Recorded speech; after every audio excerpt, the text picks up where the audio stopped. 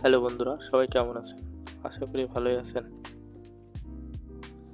আজ আমি এসেছি বাগেরহাট জেলার শরণখোলা উপজেলায় বলেশ্বর নদীর তীরে। সময় যখন দুপুর 12টা।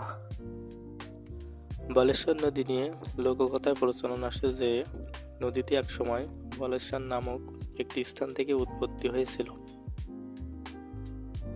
তারপর থেকে নদীটি বলেশ্বর নামে পরিচালিত। বলেশ্বর নদীটির দৈর্ঘ্য 146 কিলোমিটার ও গড় প্রস্থ 1644 মিটার।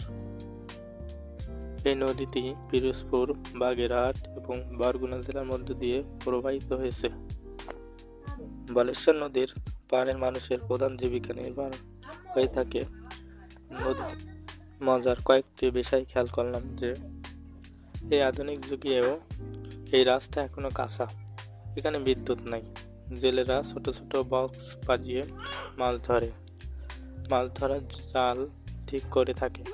খুবই মজার একটা বিষয়। আমার কাছে একটু বেশি যতদূর চোখ যায় শুধু জনশূন্য খালি রাস্তা।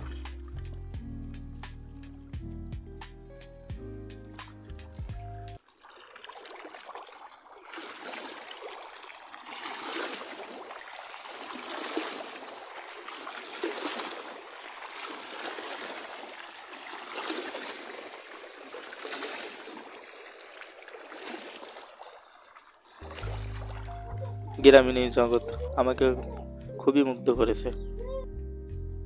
যেখানে থাকার কথা ছিল স্মার্টফোন, বিদ্যুৎ ব্যবস্থা ইত্যাদি, কিন্তু এটা এখানে মনে হয় কত পিছিয়ে। তারপরেও কত হাসি খুশি সবাই। এমন জীবনটা আমার কাছে